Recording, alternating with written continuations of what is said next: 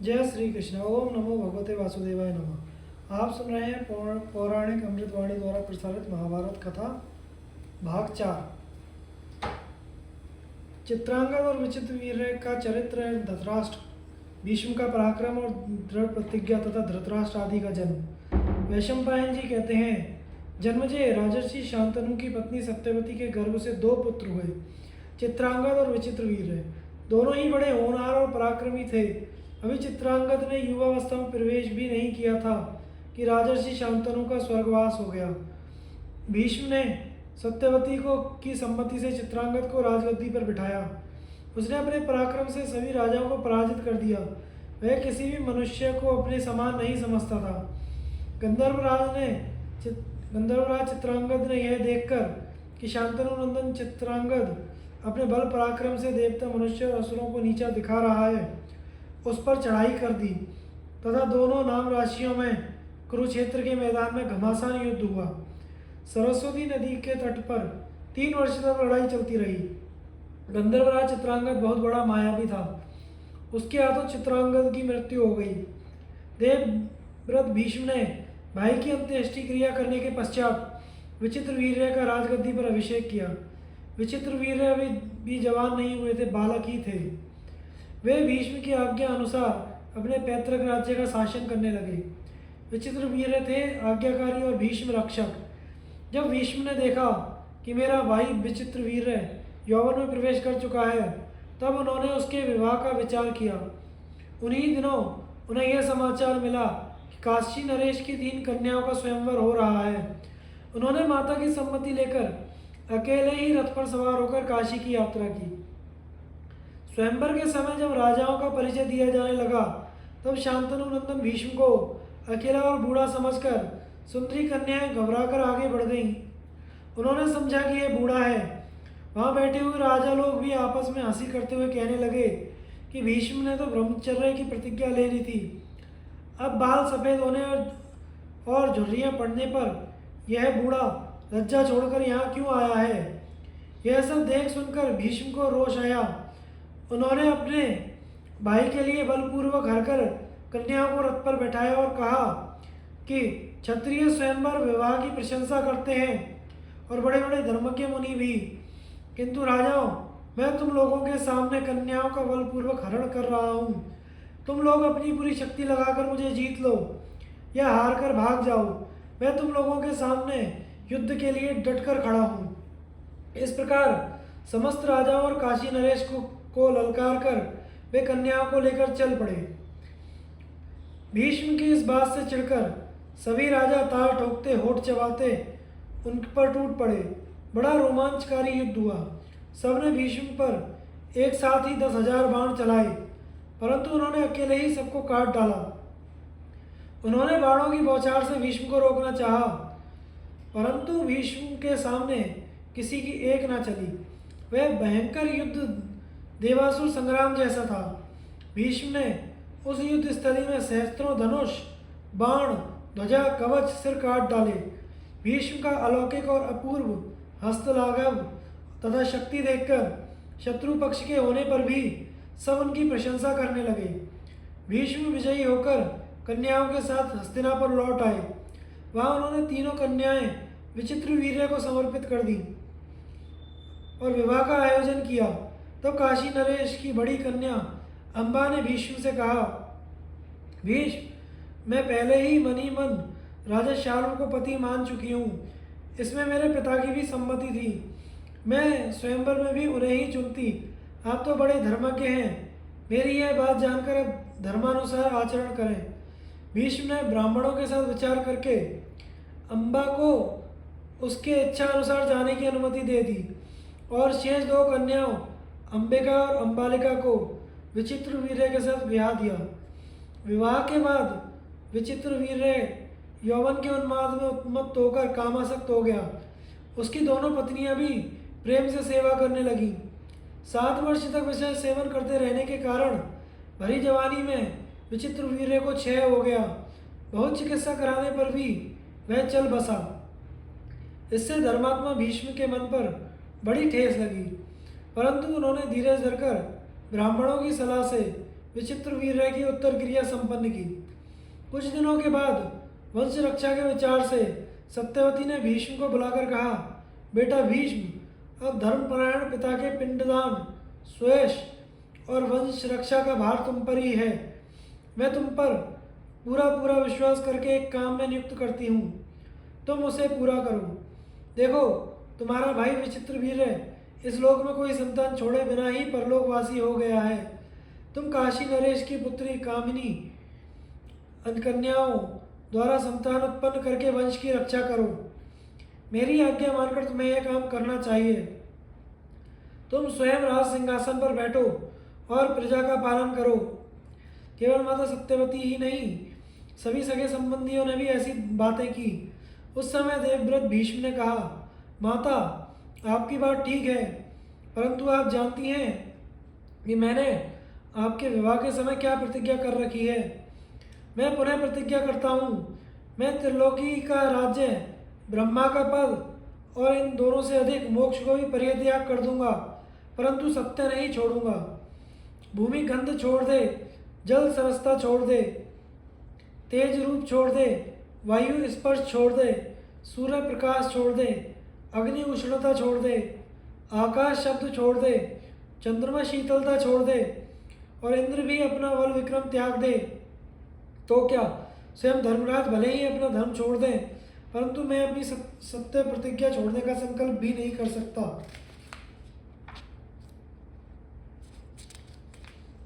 भीष्म की भीषण प्रतिज्ञा की पुनरावृत्ति सुनकर सत्यवती ने फिर उनसे सलाह की और निश्चय अनुसार व्यास का स्मरण किया। व्यास ने उपस्थित होकर कहा, माता, मैं आपकी क्या सेवा करूं? सत्यवती ने कहा, बेटा, तुम्हारा भाई विचित्रवीर्य निस्संतान ही मर गया है, तुम उसके क्षेत्र में पुत्र उत्पन्न करो। व्यास जी ने स्वीकार किया। उन्होंने अंबिका से धृतराष्ट्र, अंबालिका से पांडु को उत्पन्न किया। जब अपनी अपनी माता के दोष के कारण धृतराष्ट्र अंधे और पांडु पीले हो गए, तब अंबिका की प्रेरणा से उसकी दासी ने व्यास जी के द्वारा ही विदुर को उत्पन्न किया। महात्मा मांडव्य के शाप से धर्मराज ही विदुर के रूप में अवतीर्ण हुए। ऋषि मांडव्य की कथा। जन्मेजय ने पूछा, भगवान, धर्मराज ने ऐसा कौन सा कर्म किया जिसके कारण उन्हें ब्रह्म ऋषि ने शाप दिया और वे शूद्र योनि में पैदा हुए? वैशंपायन जी ने कहा, जन्मेजय, बहुत दिनों की बात है। मांडव्य नाम के एक यशस्वी ब्राह्मण थे। वे बड़े धैर्यवान, धर्मज्ञ, तपस्वी एवं सत्यनिष्ठ थे। वे अपने आश्रम के दरवाजे पर वृक्ष के नीचे हाथ ऊपर उठाकर तपस्या करते थे। उन्होंने मौन का नियम ले रखा था। बहुत दिनों बाद एक दिन कुछ लुटेरे लूट का माल लेकर वहां आए। बहुत से सिपाही उनका पीछा कर रहे थे, इसलिए उन्होंने मांडव्य के आश्रम में लूट का सारा धन रख दिया और वहीं छिप गए। सिपाहियों ने आकर मांडव्य से पूछा, लुटेरे किधर से भागे? शीघ्र बतलाइए, हम उनका पीछा करें। मांडव्य ने उनका कुछ भी उत्तर नहीं दिया। राजकर्मचारियों ने उनके आश्रम की तलाशी ली। उसमें धन और चोर दोनों मिल गए। सिपाहियों ने मांडव्य मुनि और लुटेरों को पकड़कर राजा के समस्त उपस्थित किया। राजा ने विचार करके सबको शूली पर चढ़ाने का दंड दिया। मांडव्य मुनि शूली पर चढ़ा दिए गए। बहुत दिन बीत जाने पर भी बिना कुछ खाए पिए वे शूली पर बैठे रहे। उनकी मृत्यु नहीं हुई। उन्होंने अपने प्राण नहीं छोड़े। वहीं बहुत से ऋषियों को निमंत्रित किया गया। ऋषियों ने रात्रि के समय पक्षियों के रूप में आकर दुख प्रकट किया और पूछा कि आपने क्या अपराध किया है? मांडव्य ने कहा, मैं किसे दोषी बनाऊं? यह मेरे ही अपराध का फल है। पहरेदारों ने देखा कि ऋषि को शूली पर चढ़ाए बहुत दिन हो गए हैं, परंतु ये मरे नहीं। उन्होंने जाकर अपने राजा से निवेदन किया। राजा ने मांडव्य मुनि के पास आकर प्रार्थना की, मैंने अज्ञानवश आपका बड़ा अनर्थ किया है, आप मुझे क्षमा कर दीजिए, मुझ पर प्रसन्न होइए। मांडव्य ने राजा पर कृपा की, उन्हें क्षमा कर दिया। वे शूली से उतर गए। जब बहुत उपाय करने पर भी शूल उनके शरीर से नहीं निकल सका, तब वह काट दिया गया। गड़े हुए शूल के साथ ही उन्होंने तपस्या की और दुर्लभ लोक प्राप्त किए। तब से उनका नाम अणि मांडव्य पड़ गया। महर्षि मांडव्य ने धर्मराज की सभा में जाकर पूछा, मैंने अनजाने में ऐसा कौन सा पाप किया था जिसका यह फल मिला? जल्दी बतलाओ, नहीं तो मेरी तपस्या का बल देखो। धर्मराज ने कहा, आपने एक छोटे से पतंगे की पूंछ में सींग गाड़ दी थी, उसी का यह फल है। जैसे थोड़े से दान का अनेक गुना फल मिलता है, वैसे ही थोड़े से अधर्म का भी कई गुना फल मिलता है। अणिमांडव्य ने पूछा, ऐसा मैंने कब किया था? धर्मराज ने कहा, बचपन में। इस पर अणिमांडव्य ने बोले, बालक 12 वर्ष की अवस्था तक जो कुछ करता है उसे अधर्म नहीं होता, क्योंकि उसे धर्म अधर्म का ज्ञान नहीं रहता। तुमने छोटे अपराध का बड़ा दंड दिया। तुम्हें मालूम होना चाहिए कि समस्त प्राणियों के वध की अपेक्षा ब्राह्मण का वध बड़ा है, इसलिए तुम्हें शूद्र योनि में जन्म लेकर मनुष्य बनना पड़ेगा। आज मैं संसार में कर्म फल की मर्यादा स्थापित करता हूँ। 14 वर्ष की अवस्था तक किए कर्मों का पाप नहीं लगेगा, उसके बाद किए कर्मों का फल अवश्य मिलेगा। इसी अपराध के कारण मांडव्य ने शाप दिया और धर्मराज शूद्र योनि में विदुर के रूप में उत्पन्न हुए। वे धर्मशास्त्र और अर्थशास्त्र में बड़े निपुण थे। क्रोध और लोभ तो उन्हें छू तक नहीं गया था। वे बड़े दूरदर्शी, शांति के पक्षपाती और समस्त कुरुवंश के हितैषी थे। धृतराष्ट्र आदि का विवाह पांडु की दिग्विजय। वैशंपायन जी कहते हैं, जन्मजय धृतराष्ट्र, पांडु और विदुर के जन्म से कुरुवंश, कुरुजांगल देश और कुरुक्षेत्र तीनों की ही बड़ी उन्नति हुई। अन्न की उपज बढ़ गई। समय समय पर वर्षा अपने आप होने लगी। वृक्षों में बहुत से फल फूल लगने लगे। पशु पक्षी आदि भी सुखी हो गए। नगरों में व्यापारी, कारीगर और विद्वानों की संख्या बढ़ गई। संत सुखी हो गए। कोई डाकू नहीं रहा। पापियों का अभाव हो गया। न केवल राजधानी में, सारे देश में ही सतयुग का सा समय हो गया। ना कोई कंजूस था, ना विधवा स्त्रियां। ब्राह्मणों के घर में सदा उत्सव रहते। भीष्म बड़ी लगन से धर्म की रक्षा करते थे। उन दिनों सर्वत्र धर्म शासन का बोलबाला था। धृतराष्ट्र, पांडु और विदुर के कार्य देखकर पूर्ववासियों को बड़ी प्रसन्नता होती थी। भीष्म बड़ी सावधानी से राजकुमारों की रक्षा करते थे। सबके यथोचित संस्कार हुए। सबने अपने अपने अधिकार अनुसार अस्त्र विद्या, शास्त्र ज्ञान का संपादन किया। सबने गज शिक्षा और नीति शिक्षा का अध्ययन किया। इतिहास, पुराण तथा अन्य अनेक विद्याओं में उनकी अच्छी पैठ थी। सभी विषयों पर वे अपना निश्चित मत रखते थे। मनुष्यों में सबसे श्रेष्ठ धनुर्धर थे पांडु और सबसे अधिक बलवान थे धृतराष्ट्र। विदुर के समान धर्मज्ञ और धर्मपरायण तीनों लोकों में कोई नहीं था। उन दिनों सब लोग यही कहते थे कि वीर प्रसविनी माताओं में काशी नरेश की कन्या, देशों में कुरुजांगल, धर्मज्ञों में भीष्म और नगरों में हस्तिनापुर सबसे श्रेष्ठ हैं। धृतराष्ट्र जन्मांध थे और विदुर दासी के पुत्र, इसीलिए वे दोनों राज्य के अधिकारी नहीं माने गए। पांडु को ही राज्य मिला। भीष्म ने सुना कि गांधाराज सुबल की पुत्री गांधारी सब लक्षणों से संपन्न है।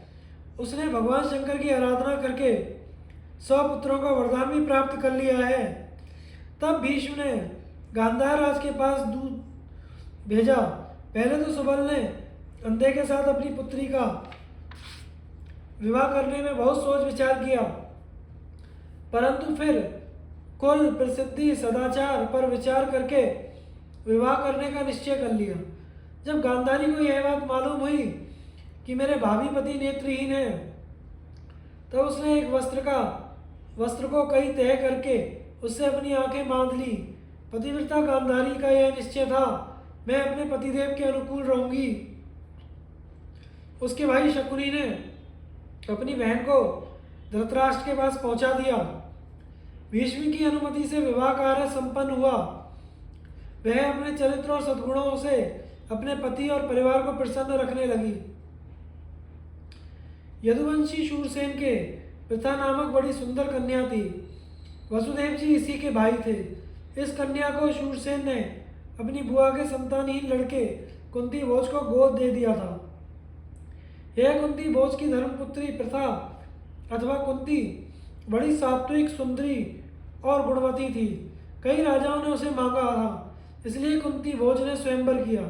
स्वयंवर में कुंती ने वीरवर पांडु को जयमाला पहना दी, अतः उनके साथ उसका विवाह विधिपूर्ण संपन्न हुआ। राजा पांडु वहां से बहुत सी दहेज सामग्री प्राप्त करके अपनी राजधानी हस्तिनापुर लौट आए। महात्मा भीष्म ने पांडु का एक और विवाह करने का निश्चय किया, अतः वे मंत्री, ब्राह्मण, ऋषि, मुनि और चतुरंगणी सेना के साथ मद्रराज की राजधानी में गए। उनके कहने पर शल्य ने प्रसन्न चित्त से अपनी यशस्विनी एवं साध्वी बहन माद्री उन्हें दे दी। उसके साथ विधि पूर्वक विवाह करके धर्मात्मा पांडु अपनी दोनों स्त्रियों के साथ आनंद से रहने लगे। फिर राजा पांडु ने पृथ्वी के दिग्विजय की ठानी। उन्होंने भीष्म आदि गुरुजनों, बड़े भाई धृतराष्ट्र और श्रेष्ठ कुरुवंशियों को प्रणाम करके आज्ञा प्राप्त की और चतुरंगिणी सेना लेकर यात्रा आरंभ की। ब्राह्मणों ने मंगल पाठ किए और आशीर्वाद दिए। यशस्वी पांडु ने सबसे पहले अपने अपराधी शत्रु दशाण नरेश पर चढ़ाई की और उसे युद्ध में जीत लिया। इसके बाद प्रसिद्ध विजयी वीर मगधराज को राजगृह में जाकर मार डाला। वहां से बहुत सा खजाना, वाहन आदि लेकर उन्होंने विदेह पर चढ़ाई की और वहां के राजा को परास्त किया। इसके बाद काशी, शुंभ, पुंड्र आदि पर विजय का झंडा फहराया। अनेकों राजा पांडु से भिड़े और नष्ट हो गए। सबने पराजित होकर उन्हें पृथ्वी सम्राट स्वीकार कर लिया। साथ ही मणि, माणिक्य, मुक्ता, प्रवाल, सोना, चांदी, गाय, घोड़े, रथ आदि भेंट में दिए। महाराज पांडु ने उनकी भेंट स्वीकार करी और हस्तिनापुर लौट आए। पांडु को सकुशल लौटा देखकर भीष्म ने उन्हें हृदय से लगा लिया। उनकी आंखों में आनंद के आंसू छलक आए। पांडु ने सारा धन भीष्म और दादी सत्यवती को भेंट किया। माता के आनंद की सीमा न रही। भीष्म ने सुना कि राजा देवक के यहाँ एक सुंदरी एवं युक्ति दासी पुत्री है। उन्होंने उसे मांगकर परम ज्ञानी विदुर जी के साथ उसका विवाह कर दिया। उसके गर्भ से विदुर के समान ही कई पुत्र उत्पन्न हुए। धृतराष्ट्र के पुत्रों का जन्म और नाम। वैशंपायन जी ने कहा, एक बार महर्षि व्यास हस्तिनापुर में गांधारी के पास आए। गांधारी ने सेवा शुश्रूषा करके उन्हें बहुत संतुष्ट किया। तब उन्होंने उससे वर मांगने को कहा। गांधारी ने अपने पति के समान ही बलवान 100 पुत्र होने का वर मांगा। इससे समय पर उससे गर्भ रहा और वह 2 वर्ष तक पेट में ही रुका रहा। इस बीच में कुंती के गर्भ से युधिष्ठिर का जन्म हो चुका था। स्त्री स्वभाववश गांधारी घबरा गई और अपने पति धृतराष्ट्र से छिपाकर इसने गर्भ गिरा दिया। इसके पेट से लोहे के गोले के समान एक मांसपिंड निकला। 2 वर्ष पेट में रहने के बाद भी उसका यह कड़ापन देखकर गांधारी ने उसे फेंक देने का विचार किया। भगवान व्यास अपनी योग दृष्टि से यह सब जानकर झटपट उसके पास पहुंचे और बोले, अरे सुबल की बेटी, तू यह क्या करने जा रही है? गांधारी ने महर्षि व्यास से सारी बात सच सच कह दी। उसने कहा, भगवान, आपके आशीर्वाद से गर्भ तो रहा, परंतु संतान कुंती के ही पहले हुई। 2 वर्ष तक पेट में रहने के बाद भी 100 पुत्रों के बदले यह मांसपिंड पैदा हुआ है। यह क्या बात है? व्यास जी ने कहा, गांधारी, मेरा वर सत्य होगा। मेरी बात कभी भी झूठ नहीं हो सकती, क्योंकि मैंने कभी हंसी में भी झूठ नहीं कहा। अब तुम चटपट 100 कुंड बनवाकर उन्हें घी से भर दो और सुरक्षित स्थानों पर उनकी रक्षा का विशेष प्रबंध कर दो तथा इस मांस पिंड पर ठंडा जल छिड़को। जल छिड़कने पर उस पिंड के 100 टुकड़े हो गए। प्रत्येक टुकड़ा अंगूठे के पोरुए के बराबर था। उनमें एक टुकड़ा 100 से अधिक था। व्यास जी की आज्ञा के अनुसार जब सब टुकड़े कुंडों में रख दिए गए तब उन्होंने कहा, इन्हें 2 वर्ष के बाद खोलना। इतना कहकर वे तपस्या करने चले गए। समय आने पर उन्हीं मांसपिंडों में से पहले दुर्योधन और पीछे गांधारी के अन्य पुत्र उत्पन्न हुए। यह बात कही जा चुकी है कि दुर्योधन का जन्म होने के पहले ही युधिष्ठिर का जन्म हो चुका था। जिस दिन दुर्योधन का जन्म हुआ उसी दिन परम पराक्रमी भीमसेन का भी जन्म हुआ था। दुर्योधन जन्मते ही गधे की भांति रेंकने लगा। उसके शब्द सुनकर गधे, गीदड़, गिद्ध, कौए भी चिल्लाने लगे। आंधी चलने लगी। कई स्थानों में आग लग गई। इन उपद्रवों से भयभीत होकर धृतराष्ट्र ने ब्राह्मण, भीष्म, विदुर आदि सगे संबंधियों तथा कुरुकुल के श्रेष्ठ पुरुषों को बुलवाया और कहा, हमारे वंश में पांडुनंदन युधिष्ठिर ज्येष्ठ राजकुमार हैं। उन्हें तो उनके गुणों के कारण ही राज्य मिलेगा। इस संबंध में मुझे कुछ नहीं कहना है। युधिष्ठिर के बाद मेरे उस पुत्र को राज्य मिलेगा या नहीं, यह बात आप लोग बताइए। अभी उनकी बात पूरी भी नहीं हो पाई थी कि मांस भोजी जंतु, गीदड़ आदि चिल्लाने लगे। इन अमंगल सूचक अपशकुनों को देखकर ब्राह्मणों के साथ विदुर जी ने कहा, राजन, आपके इस ज्येष्ठ पुत्र के समय जैसे अशुभ लक्षण प्रकट हो रहे हैं, उनसे तो मालूम होता है कि आपका यह पुत्र कुल का नाश करने वाला होगा। इसलिए इसे त्याग देने में ही शांति है। इसका पालन करने पर दुख उठाना पड़ेगा। यदि आप अपने कुल का कल्याण चाहते हैं तो 100 में से 1 कम ही सही, ऐसा समझकर इसे त्याग दीजिए। अपने कुल तथा सारे जगत का मंगल कीजिए। शास्त्र स्पष्ट शब्द में कहते हैं कि कुल के लिए एक मनुष्य का, ग्राम के लिए एक कुल का, देश के लिए एक ग्राम का और आत्मकल्याण के लिए सारी पृथ्वी का परित्याग कर दें। सबके समझाने बुझाने पर भी पुत्र स्नेहवश राजा धृतराष्ट्र दुर्योधन को नहीं त्याग सके। उन 101 टुकड़ों से 100 पुत्र, एक कन्या उत्पन्न हुई। जिन दिनों गांधारी गर्भवती थी और धृतराष्ट्र की सेवा करने में असमर्थ थी, उन दिनों एक वैश्य कन्या उनकी सेवा में रहती थी। उसके गर्भ से उसी साल धृतराष्ट्र के युयुत्सु नाम का पुत्र हुआ। वह बड़ा यशस्वी और विचारशील था। जन्मजे धृतराष्ट्र के पुत्रों के नाम क्रमशः ये थे, दुर्योधन सबसे बड़ा और उससे छोटा युयुत्सु, तदंतर दुशासन, दुस्सह, दुश्शल, जलसंध, सम, सह, विंद, अनुविंद, दुर्धर्ष, सुबाहु, दुष्प्रदर्शन, दुर्मर्शन, दुर्मुख, दुष्कर्ण, कर्ण, विवंशिति, विकर्ण, शल, सल्व, सुलोचन, चित्र, उपचित्र, चित्राक्ष, चारुमित्र, शरासेन, दुर्मद, दुर्विगाह, विविस्सु, विक्टानन, ऊर्णनाभ, सुनाभ, नंद, उपनंद, चित्रबाण, चित्रवर्मा, सुवर्मा, दुर्विमोचन, आयोबाहु, महाबाहु, चित्रांग, चित्रकुंडल, भीमवेग,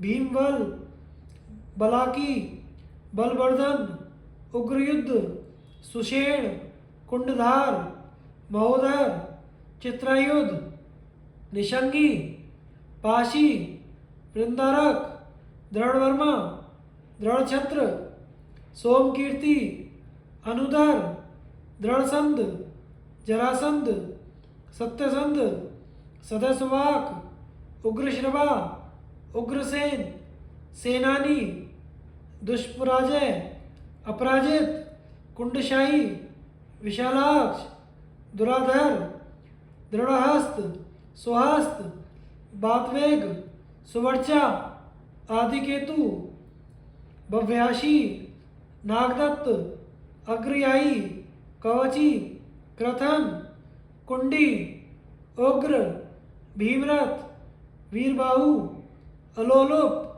अभय, रौद्रकर्मा, दृढ़रथाश्रय, अनादृश्य, कुंडभेदी, विराबी, प्रमथ, प्रमाथी, दीर्घरोमा, दीर्घबाहु, महाबाहु, व्योड़रस्क, कनकध्वज, कुंडाशी और विरजा। कन्या का नाम दुश्शला था। ये सभी बड़े शूरवीर, युद्ध कुशल तथा शास्त्रों के विद्वान थे। धृतराष्ट्र ने समय पर योग्य कन्याओं के साथ सबका विवाह किया। दुश्शला का विवाह समय आने पर राजा जयद्रथ के साथ हुआ। ऋषि कुमार किंदम के शाप से पांडु को वैराग्य। जन्मेजय ने पूछा, भगवान, आपने धृतराष्ट्र के पुत्रों का जन्म और नाम सुनाया, अब मैं पांडवों के जन्म की कथा सुनना चाहता हूँ। वैशंपायन जी ने कहा, जन्मेजय, राजा पांडु एक वन में विचर रहे थे। वहीं हिंसक पशुओं से पूर्ण और बड़ा भयंकर था। घूमते घूमते उन्होंने देखा एक युद्धपति मृग अपनी पत्नी मृगी के साथ मैथुन कर रहा है। पांडु ने साध कर 5 बाण मारे, वे दोनों घायल हो गए। तब मृग ने कहा, राजन, अत्यंत कामी, क्रोधी, बुद्धिहीन और पापी मनुष्य भी ऐसा क्रूर काम नहीं करते। आपके लिए तो उचित यह है कि पापी और क्रूर कर्म मनुष्यों को दंड दें। मुझ निरपराध को मारकर आपने क्या लाभ उठाया? मैं किंदम नाम का तपस्वी मुनि हूँ। मनुष्य रहकर यह काम करने में मुझे लज्जा महसूस हुई, इसलिए मृग बनकर अपनी मृगी के साथ मैं विहार कर रहा था। मैं प्राय इसी वेश में घूमता रहता हूँ। मुझे मारने से आपको ब्रह्म हत्या तो नहीं लगेगी, क्योंकि आप यह बात नहीं जानते थे, परंतु आपने मुझे जैसी अवस्था में मारा है वह सर्वथा मारने की अनुपयुक्त थी। इसलिए यदि कभी आप अपनी पत्नी के साथ सहवास करेंगे तो उसी अवस्था में आपकी मृत्यु होगी। वह पत्नी आपके साथ सती हो जाएगी। यह कहकर किंदम ने अपने प्राण छोड़ दिए। मृग रूपधारी किंदम मुनि की मृत्यु से सपत्नीक पांडु को वैसा ही दुख हुआ जैसे किसी सगे संबंध की मृत्यु से होता है। पांडु आतुर होकर मन ही मन कहने लगे,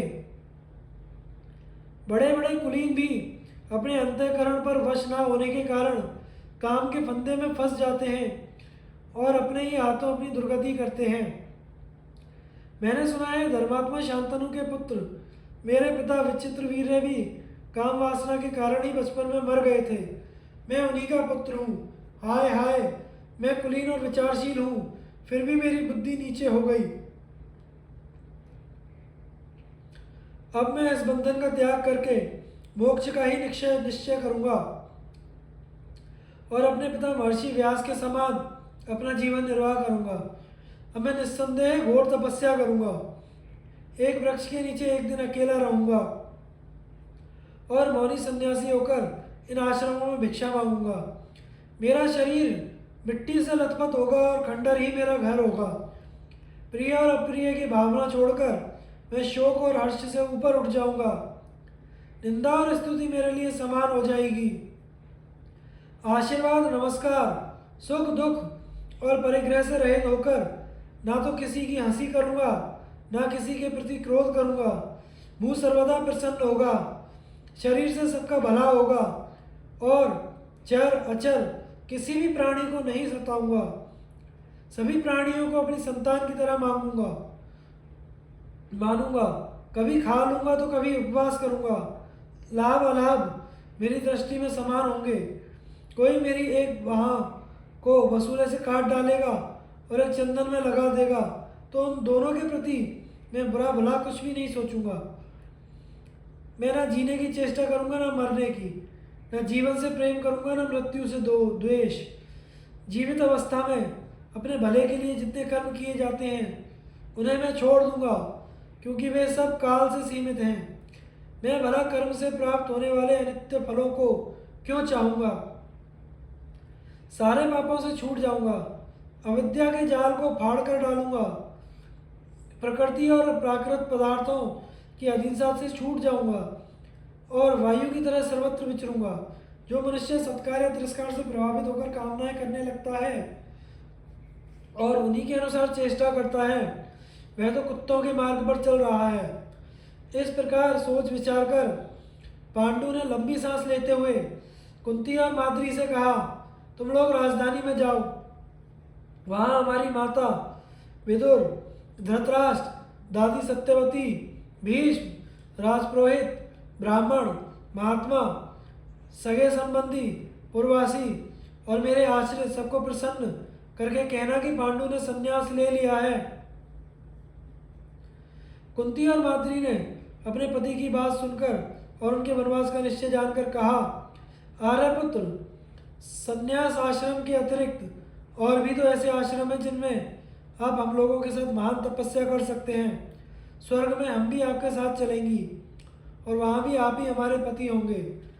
हम दोनों अपनी इंद्रियों को वश में करके कामजन्य सुख को तिलांजलि देकर स्वर्ग में भी आपको प्राप्त करने के लिए आपके साथ महान तपस्या करेंगी। यदि आप हमें छोड़ के जाएंगे तो हम अवश्य अपने प्राण त्याग देंगी, इसमें कोई संदेह नहीं है।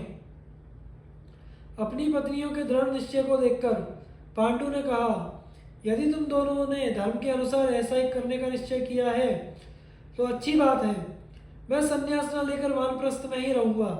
विषय सुख और कामोत्तेजक भोजन का परित्याग करके फल मूल खाऊंगा, वलकल पहनूंगा और घोर तपस्या करता हुआ इस महान वन में विचरूंगा। दोनों समय स्नान, संध्या और अग्निहोत्र करूंगा। मृगचर्म और जटा धारण करूंगा। गर्मी, ठंडक और आंधी सहूंगा। भूख प्यास का ध्यान नहीं रखूंगा और दुष्चर तपस्या से शरीर को सुखा डालूंगा। एकांत में रहकर परमात्मा का चिंतन करूंगा। कुछ भी कच्चा पक्का खा लूंगा।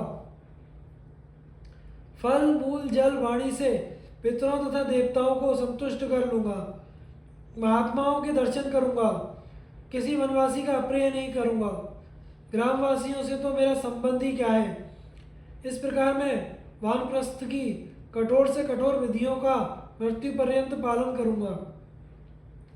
अपनी पत्नियों से इस प्रकार कहकर पांडु ने चूड़ामणि, हार, बाजूबंद, कुंडल और बहुमूल्य वस्त्र एवं स्त्रियों के अच्छे अच्छे गहने उतारकर ब्राह्मणों को दे दी और बोले, ब्राह्मणों, आप लोग हस्तिनापुर जाकर कह दें, पांडु अर्थ, काम और विषय सुख छोड़कर अपनी पत्नियों के साथ वनवासी हो गए हैं। उनकी करुणोत्पादक वाणी सुनकर सभी सेवक हाय हाय करने लगे। उनके नेत्रों से गरम गरम आंसू बहने लगे। वे सारा धन लेकर बड़े कष्ट से हस्तिनापुर आए और पांडु की अनुपस्थिति में राजकाज करने वाले धृतराष्ट्र को सब दे दिया और सारा समाचार सुनाया। अपने भाई का समाचार सुनकर धृतराष्ट्र को बड़ा दुख हुआ। उन्हें सोने, बैठने और खाने पीने में कहीं भी रुचि नहीं रही। वे अपने भाई की चिंता में ही मग्न रहने लगे। उधर पांडु अपनी पत्नियों के साथ एक से दूसरे पर्वत पर होते हुए गंधमादन पहुंचे। वे केवल कंदमूल फल खाकर ही रह जाते। ऊंची नीची जमीन पर सो लेते। बड़े बड़े ऋषि और सिद्ध उनका ध्यान रखते। इंद्रद्युम्न सरोवर के आगे हंसकूट शिखर का उल्लंघन करके वे शतशृंग पर्वत पर पहुंचे। तपस्या करने लगे। वहाँ सिद्धचारण आदि भी उनसे बड़ा प्रेम करते। महात्मा पांडु सबकी सेवा करते और इंद्रियों को वश में रखते और कभी घमंड नहीं करते। वहाँ कोई ऋषि पांडु को अपना भाई मानते तो कोई सखा, कोई उन्हें पुत्र मानकर उनकी रक्षा दीक्षा का ध्यान रखता। इस प्रकार पांडु की तपस्या चलने लगी। पांडवों की उत्पत्ति और पांडु का परलोक गमन। वैशंपायन जी कहते हैं, जन्मजे अमावस्या की तिथि थी। बड़े बड़े ऋषि महर्षि ब्रह्मा जी के दर्शन के लिए ब्रह्मलोक की यात्रा कर रहे थे। पांडु ने उन लोगों से पूछा, आप कहाँ जा रहे हैं? और उनका ब्रह्मा जी के दर्शनों के लिए ब्रह्मलोक जाने का विचार जानकर अपनी पत्नियों के साथ उनके पीछे चल पड़े। ऋषियों ने कहा, राजन, मार्ग में बहुत से दुर्गम स्थान हैं। विमानों की भीड़ से ठसाठस भरी अप्सराओं की क्रीड़ा भूमि है। ऊंचे नीचे उद्यान हैं। नदियों के कगार हैं। बड़े भयंकर पर्वत और गुफाएं हैं। वहाँ बर्फ ही बर्फ है। वृक्ष नहीं है। हिरण और पक्षी नहीं दिखते। पक्षी भी वहाँ नहीं उड़ सकते। केवल वायु जाती है और सिद्ध ऋषि महर्षि जाते हैं। ऐसे दुर्गम मार्ग से राजकुमारी कुंती और माद्री कैसे चल पाएंगी? आप अपनी पत्नियों के साथ यह यात्रा स्थगित कर दीजिए। पांडु ने कहा, मैं समझता हूँ कि संतानहीन के लिए स्वर्ग का द्वार बंद है। यह सोचकर मेरा हृदय जल रहा है। मनुष्य 4 ऋण लेकर जन्मता है: पितृ ऋण, देव ऋण, ऋषि ऋण और मनुष्य ऋण। यज्ञ से देवता, स्वाध्याय और तपस्या से ऋषि, पुत्र तथा श्राद्ध से पितर एवं परोपकार से मनुष्य का ऋण उतरता है। मैं और सब ऋणों से तो मुक्त हो गया हूँ, परंतु पितरों का ऋण मेरे सिर पर है। मुझे यही अभिलाषा है कि मेरी पत्नी के पेट से पुत्रों का जन्म हो। ऋषियों ने कहा, धर्मात्मन, हम द्रव्य दृष्टि से देख रहे हैं कि आपके देवताओं के समान पुत्र होंगे। आप अपने इस देवदत्त अधिकार का उपभोग करने के लिए उद्योग कीजिए, आपका मनोरथ सफल होगा। पांडु ऋषियों की बात सुनकर निश्चिंत हो गए। वे जानते थे कि किंदम ऋषि के शाप के कारण मैं स्त्री सहवास नहीं कर सकता। अब महर्षिगण वहां से चले गए। एक दिन पांडु ने अपनी यशस्विनी पत्नी कुंती से कहा, प्रिय, तुम पुत्रोत्पत्ति के लिए प्रयत्न करो। कुंती ने कहा, आर्यपुत्र, जब मैं छोटी थी तब पिता ने मुझे अतिथियों के स्वागत सत्कार का काम सौंप रखा था। मैंने उस समय दुर्वासा ऋषि को सेवा से प्रसन्न किया था। उन्होंने मुझे एक मंत्र बतलाकर वर दिया कि तुम इस मंत्र से जिस देवता का आह्वान करोगी, वह चाहे अथवा ना चाहे तुम्हारे अधीन हो जाएगा। आपकी आज्ञा होने पर मैं जिस देवता का आह्वान करूंगी उसी से मुझे संतान होगी। कहिए, मैं किस देवता का आह्वान करूं? पांडु ने कहा, आज तुम विधि पूर्वक धर्मराज का आह्वान करो। वे त्रिलोकी में श्रेष्ठ पुण्यात्मा हैं। उनसे जो संतान होगी वह निस्संदेह धार्मिक होगी। उनके द्वारा प्राप्त पुत्र का मन अधर्म की ओर कभी नहीं जाएगा। तब कुंती ने धर्मराज का आह्वान किया और उनकी पूजा करके वह मंत्र जपने लगी। उसके प्रभाव से धर्मराज सूर्य के समान चमकीले विमान पर बैठकर कुंती के पास आए और मुस्कुराकर बोले, कुंती, बता मैं तुझे क्या वर दूं? कुंती ने मुस्कुराकर कहा, मुझे पुत्र दीजिए। तदंतर योग मूर्तिधारी धर्मराज के संयोग से कुंती को गर्भ रह गया और समय आने पर पुत्र उत्पन्न हुआ। उसके जन्म के समय शुक्ल पक्ष पंचमी तिथि, ज्येष्ठा नक्षत्र और अभिजीत मुहूर्त था। सूर्य था तुला राशि पर। जन्म होते ही आकाशवाणी ने कहा, यह बालक धर्मात्मा एवं मनुष्यों में श्रेष्ठ होगा। यह सत्यवादी एवं सच्चा वीर तो होगा ही, सारी पृथ्वी का शासन भी करेगा। पांडु के इस प्रथम पुत्र का नाम होगा युधिष्ठिर और यह तीनों लोकों में बड़ा ही यशस्वी होगा। कुछ दिनों बाद पांडु ने कुंती से फिर कहा, प्रिय, क्षत्रिय जाति बल प्रधान है, इसलिए ऐसा पुत्र उत्पन्न करो कि जो बलवान हो। तब पति की आज्ञा पाकर कुंती ने वायु का आवाहन किया। महाबली वायुदेव हिरण पर सवार होकर आए। कुंती की प्रार्थना से उनके द्वारा भयंकर पराक्रमी और अतिशय बलशाली भीमसेन का जन्म हुआ। उस समय भी आकाशवाणी हुई, यह पुत्र बलवानों में शिरोमणि होगा। जन्मजय भीमसेन के पैदा होते ही एक बड़ी विचित्र घटना घटी। भीमसेन अपनी माता की गोद में सो रहे थे। इतने में वहां एक बाघ आया। उससे डरकर कुंती भाग निकली। उन्हें भीमसेन की याद ना रही। भीमसेन माता की गोद से एक चट्टान पर गिरे और वह चूर चूर हो गई। चट्टान के सैकड़ों टुकड़े देखकर राजा पांडु चकित हो गए। जिस दिन भीमसेन का जन्म हुआ उसी दिन दुर्योधन का भी जन्म हुआ था। अब पांडु को यह चिंता हुई कि मुझे एक ऐसा पुत्र हो जाता जो संसार में सर्वश्रेष्ठ माना जाता। देवताओं में सबसे श्रेष्ठ इंद्र ही हैं। यदि वह किसी प्रकार से संतुष्ट हो जाएं तो मुझे सर्वश्रेष्ठ पुत्र का दान कर सकते हैं। ऐसा विचार करके उन्होंने कुंती को 1 वर्ष तक व्रत करने की आज्ञा दी। वे स्वयं सूर्य के सामने एक पैर से खड़े होकर बड़ी एकाग्रता से उग्र तप करने लगे। उनकी तपस्या से प्रसन्न होकर इंद्र प्रकट हुए और बोले, तुम्हें मैं एक विश्वविख्यात ब्राह्मण गौ सुहृदों का सेवक तथा शत्रुओं को संतुष्ट करने वाला श्रेष्ठ पुत्र दूंगा। इसके बाद पांडु ने कुंती से कहा, प्रिय, मैंने देवराज इंद्र से वर प्राप्त कर लिया है, अब तुम पुत्र के लिए उनका आह्वान करो। कुंती ने वैसा ही किया। तब देवराज इंद्र प्रकट हुए और उन्होंने अर्जुन को उत्पन्न किया। अर्जुन के जन्म के समय आकाशवाणी अपने गंभीर स्वर से आकाश को निनादित करते हुए कहा, कुंती, यह बालक कार्तवीर्य अर्जुन और भगवान शंकर के समान पराक्रमी, इंद्र के समान अपराजित होकर तुम्हारा यश बढ़ाएगा। जैसे विष्णु ने अपनी माता अदिति को प्रसन्न किया था, वैसे ही यह तुम्हें प्रसन्न करेगा।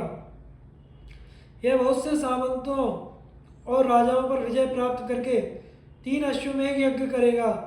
स्वयं भगवान रुद्र भी इसके पराक्रम से प्रसन्न होकर इसे अस्त्रदान करेंगे। यह इंद्र की आज्ञा से निवात कवच नाम के असुरों को मारेगा, सारे दिव्य अस्त्र शस्त्रों को प्राप्त करेगा। यह आकाशवाणी केवल कुंती ने ही नहीं बल्कि आश्रम वासियों और समस्त प्राणियों ने सुनी। इससे ऋषि मुनि देवता और समस्त प्राणी बहुत प्रसन्न हुए। आकाश में धुंधुभी बजने लगी, पुष्प वर्षा होने लगी। इंद्रादि देवगण, सप्तऋषि, प्रजापति, गंधर्व, अप्सरा आदि दिव्य वस्त्र भूषणों से सुशोभित होकर अर्जुन के जन्म का आनंदोत्सव मनाने लगे। देवताओं का यह उत्सव केवल ऋषि मुनियों ने ही देखा, साधारण लोगों ने नहीं। फिर एक दिन माद्री के अनुरोध करने पर पांडु ने कुंती को एकांत में बुलाकर कहा, तुम प्रजा और मेरी प्रसन्नता के लिए कठिन काम करो, उससे तुम्हारा यश हो। पहले के लोगों ने भी यश के लिए बड़े कठिन कठिन काम किए हैं। वह काम यही है कि माद्री की गर्भ से संतान उत्पन्न हो। कुंती ने उनकी आज्ञा शिरोधार्य करके माद्री से कहा, बहन, तुम केवल एक बार किसी देवता का चिंतन करो, उससे तुम्हें अनुरूप पुत्र की प्राप्ति होगी। माद्री ने अश्विनी कुमारों का चिंतन किया। उसी समय अश्विनी कुमारों ने आकर नकुल और सहदेव को जुड़वा उत्पन्न किया। दोनों बालक अनुपम रूपवान थे। उस समय आकाशवाणी ने कहा, ये दोनों बालक बल, रूप और गुणों में अश्विनी कुमारों से भी बढ़कर होंगे। ये अपने रूप, द्रव्य, संपत्ति और शक्ति से जगत में चमक उठेंगे। शशरंग पर्वत पर रहने वाले ऋषियों ने पांडु को बधाई और बालकों को आशीर्वाद देकर क्रमशः नामकरण किया। युधिष्ठिर, भीम, अर्जुन, नकुल, सहदेव ये एक एक वर्ष के अंतर से उत्पन्न हुए थे। बचपन में ऋषि और ऋषि पत्नियां इनके प्रति बड़ा प्रीति रखती थी। राजा पांडु भी अपने पुत्र और पत्नियों के साथ बड़ी प्रसन्नता से वहां निवास करने लगे। वसंत ऋतु थी। सारे वन वृक्ष पुष्पों से लद रहे थे। उनकी शोभा देख देख कर सभी प्राणी मुग्ध हो रहे थे। राजा पांडु उसी वन में विचर रहे थे और उनके साथ अकेली माद्री भी घूम रही थी। वह सुंदर वस्त्र धारण किए बहुत भली लग रही थी।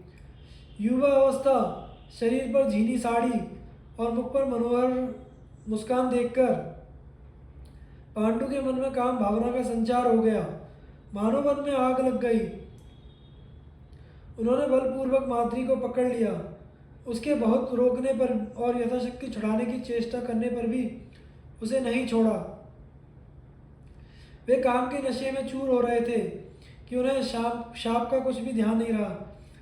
देववश वे मैथुन धर्म में प्रवृत्त हुए। उसी समय उनकी चेतना नष्ट हो गई। माद्री उनके शव से लिपटकर आर्त स्वर से विलाप करने लगी। कुंती पांचों पांडवों को लेकर वहां पहुंची।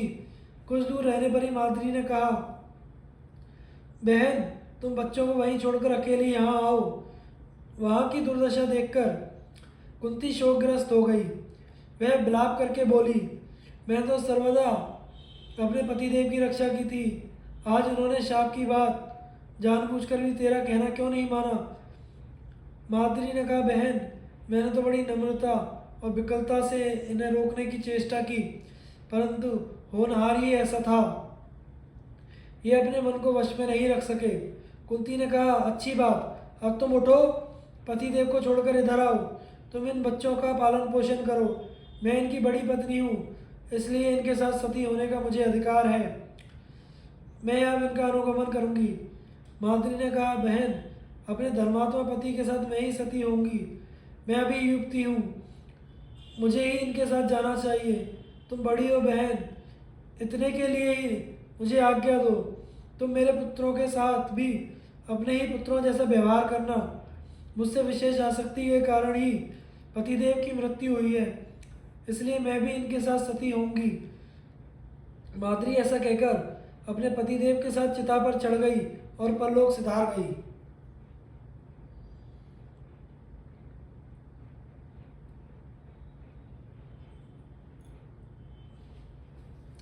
हस्तिनापुर में कुंती और पांडवों का आगमन तथा पांडु की अंत्येष्टि क्रिया। वैशंपायन जी कहते हैं, जन्मजय, पांडु की मृत्यु को देखकर दिव्य ज्ञान संपन्न महर्षियों ने आपस में सलाह की। उन्होंने सोचा, परम यशस्वी महात्मा पांडु अपना राज्य और देश छोड़कर इस स्थान में तपस्या करने के लिए हम तपस्वियों की शरण में आए थे। उन्होंने अपने नन्हे नन्हे बच्चों और पत्नी को धरोहर के रूप में सौंपकर स्वर्ग की यात्रा की है। अब हम लोगों के लिए उचित है कि उनके पुत्र अस्थि और पत्नी को लेकर वहां पहुंचा दें। यही हमारा धर्म है। ऐसा विचार करके तपस्वियों ने भीष्म, धृतराष्ट्र के हाथों पांडवों को सौंपने के लिए हस्तिनापुर की यात्रा की। थोड़े ही दिनों में वे लोग हस्तिनापुर के वर्धमान द्वार पर आ पहुंचे। अनेक चारण आदि देवताओं के साथ मुनियों का आगमन सुनकर लोगों को बड़ा आश्चर्य हुआ। वे अपने बाल बच्चों के साथ उनके दर्शन के लिए आने लगे। उस समय सवारी से और पैदल आने वाले चारों वर्णों के लोगों की बड़ी भीड़ हो गई। उस समय किसी के मन में कोई भेदभाव नहीं रहा। भीष्म, सोमदत्त, बालीक, धृतराष्ट्र, विदुर, सत्यवती, काशीराज की कन्या गांधारी और दुर्योधन आदि धृतराष्ट्र कुमार सभी वहां आए। सब उन महर्षियों को प्रणाम करके बैठ गए। भीड़ का कोलाहल शांत हो जाने पर भीष्म ने ऋषियों का सत्कार किया और अपने राज्य तथा देश का कुशल समाचार निवेदन किया। सबकी सम्मति से एक ऋषि ने खड़े होकर कहना शुरू किया, कुरुवंश शिरोमणि राजा पांडु विषयों का त्याग करके शतशृंग पर रहने लगे थे। वे तो ब्रह्मचर्य व्रत का पालन करते थे, परंतु दिव्य मंत्र के प्रभाव से धर्मराज के अंश से युधिष्ठिर, वायु के अंश से भीमसेन, इंद्र के अंश से अर्जुन और अश्विनी कुमार के अंश से नकुल सहदेव का जन्म हुआ है। पहले तीनों कुंती के पुत्र हैं, पिछले दो माद्री के। इनके जन्म, वृद्धि, वेदाध्ययन को देखकर राजा पांडु को बड़ी प्रसन्नता होती, परंतु आज 17 दिन की बात है कि वे पितृलोकवासी हो गए। माद्री भी उन्हीं के साथ सती हो गई। अब आप लोग जो उचित समझे वह करें। ये हैं उन दोनों के शरीर की अस्थियां और ये हैं उनके पुत्र। आप लोग इन बच्चों और इनकी माता पर कृपा रखें।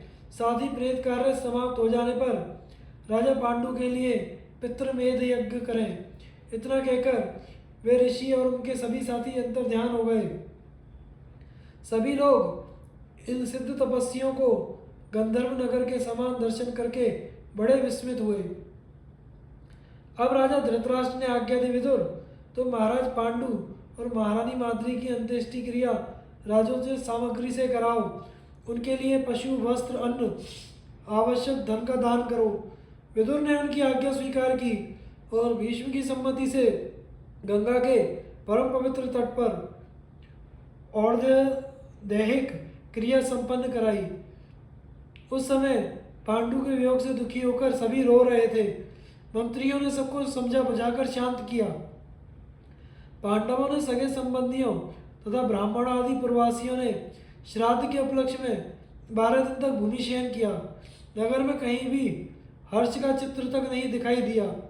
कुंती, धृतराष्ट्र और भीष्म ने अपने बंधु बांधवों के साथ मिलकर राजा पांडु का श्राद्ध किया, ब्राह्मणों को भोजन कराया, दक्षिणा में बहुत से रत्न तथा अच्छे अच्छे गांव दिए। सूतक समाप्त हो जाने पर सब लोग हस्तिनापुर लौट आए। सत्यवती आदि का देह त्याग और दुर्योधन का भीमसेन को विष देना। वैशंपायन जी कहते हैं, जन्मजय, श्राद्ध के बाद पांडु के कुटुंबी बहुत दुखी रहे। दादी सत्यवती तो दुख और शोक के आवेग से पागल सी हो रही थी। अपनी माता को अत्यंत व्याकुल देखकर व्यास जी ने उनसे कहा, माता, अब सुख का समय बीत गया, बड़े बुरे दिन आ रहे हैं। दिन दिन पाप बढ़ता जाएगा, पृथ्वी की जवानी जाती रहेगी, छल कपट और दोषों का बोलबाला हो रहा है, धर्म कर्म और सदाचार लुप्त हो रहे हैं, कौरवों के अन्याय से बड़ा भारी संहार होगा। अब तुम योगिनी बनकर योग करो और यहाँ से चली जाओ। अपनी आंखों वंश का नाश देखना उचित नहीं। माता सत्यवती ने उनकी बात स्वीकार करके अंबिका और अंबालिका को इस बात की सूचना दी और दोनों के साथ भीष्म से अनुमति लेकर वन में चली गई। वन में घोर तपस्या करके उन तीनों ने शरीर का त्याग किया और अभीष्ट गति प्राप्त की। अब पांडवों के वैदिक संस्कार हुए। वे आनंद से अपने पिता के घर रहकर बड़े होने लगे। बचपन में वे खुशी खुशी दुर्योधन आदि के साथ खेलते और उनसे बढ़ चढ़कर ही रहते। दौड़ने में, निशाना लगाने में, खाने में, धूल उड़ाने में भीमसेन धृतराष्ट्र के सभी लड़कों को हरा देते। भीमसेन चुपके से छिपकर उनका सर पकड़ लेते और एक दूसरे को टक्कर मारते। अकेले भीमसेन सभी भाइयों के बाल पकड़कर खींचते और उन्हें जमीन में घसीटने लगते। इससे उनके शरीर छिल जाते। वे 10-10 बालकों को अंकबार में भरकर पानी में डुबकी लगाते और उनकी दुर्दशा करके छोड़ते। जब दुर्योधन आदि बालक किसी वृक्ष पर चढ़कर फल तोड़ते तो उनकी पैर की ठोकर से पेड़ हिला देते। ऊपर से फलों के साथ बच्चे टपक पड़ते। भीमसेन को कुश्ती में, दौड़ने में या किसी प्रकार के युद्ध में कोई नहीं पाता था। भीमसेन होड़ के कारण ही ऐसा करते थे। उनके मन में कोई वैर विरोध नहीं था, परंतु दुर्योधन के मन में भीमसेन के प्रति दुर्भावना ने घर कर लिया। वह अपने अंतःकरण के दोष से भीमसेन में रात दिन दोष ही दोष देखता। मोह और लोभ के कारण दोष का चिंतन करने से वह स्वयं दोषी बन गया। उसने यह निश्चय किया कि नगर के उद्यान में सोते समय भीमसेन को गंगा में डाल दे और युधिष्ठिर तथा अर्जुन को कैद करके सारी पृथ्वी का राज्य करे। ऐसा निश्चय करके वह मौका देखने लगा। दुर्योधन ने एक बार जल विहार के लिए गंगा के तट पर ब्रह्मणकोटि स्थान में बड़े बड़े तंबू और खेमे लगवाए। उनमें सारी सामग्री सजाई और अलग अलग कमरे बनवाए। उस स्थान का नाम रखा गया उदक किरीणम। चतुर रसोइयों ने खाने पीने की बहुत सी वस्तुएं तैयार की। दुर्योधन के कहने पर युधिष्ठिर ने वहां की यात्रा स्वीकार कर ली। सब मिलजुल कर नगराकार रथों और हाथियों पर सवार होकर वहां गए। उन लोगों ने प्रजा को तो रास्ते में ही लौटा दिया और स्वयं वन की शोभा देखते देखते बाग में जा पहुंचे। वहां जाकर सभी राजकुमार परस्पर एक दूसरे को खिलाने पिलाने में जुट गए। दुरात्मा दुर्योधन ने भीमसेन को मार डालने की बुरी नीयत से उनके भोजन की सामग्री में पहले से ही विष मिला दिया था। उसने बड़ी मिठास से मित्र और भाई की तरह आग्रह करके भीमसेन को सब परोस दिया। वे अनजाने में सबका सब खा गए। दुर्योधन ने समझा, ठीक है, अब मेरा काम बन गया। इसके बाद जल क्रीड़ा हुई। जल क्रीड़ा करते करते भीमसेन थक गए और सबके साथ खेमे में आकर सो गए। वे रग रग में विष फैल जाने से निश्चेष्ट हो गए।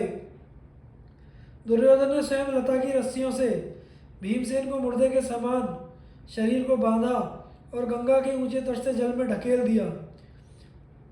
भीमसेन इसी अवस्था में नागलोक जा पहुंचे। वहां विषैले सांपों ने भीमसेन को खूब डसा। सर्पों के डसने से कालकूट का प्रभाव कम हो गया। यद्यपि सांपों ने उनके मर्म स्थान पर भी डसने की चेष्टा की, परंतु उनका चाव इतना कठोर था वे कुछ नहीं कर सके। विष उतरने से भीमसेन सचेत हो गए और सांपों को पकड़ पकड़ कर पटकने लगे। बहुत से सांप मर गए और बहुत से डरकर भाग गए। भगे हुए सांपों ने राजा वासुकी के पास जाकर वृत्तांत निवेदन किया। वासुकी नाग स्वयं भीमसेन के पास आए। उनके साथ आर्यक नाग ने भीमसेन को पहचान लिया। आर्यक नाग भीमसेन के नाना का नाना था। वह भीमसेन से बड़े प्रेम के साथ मिला।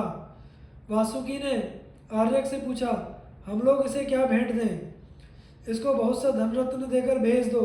आर्यक ने कहा, नागेंद्र, यह धन रत्न का क्या करेगा? आप प्रसन्न हैं तो इसे उन कुंडों से रस पीने की आज्ञा दीजिए जिनसे सहस्त्रों हाथियों का बल प्राप्त होता है। नागों ने भीमसेन को स्वस्ति वाचन कराया और वे पवित्र हो पूर्वाभिमुख बैठकर रस पीने लगे। बलशाली भीमसेन एक घूंट में एक कुंड पी जाते।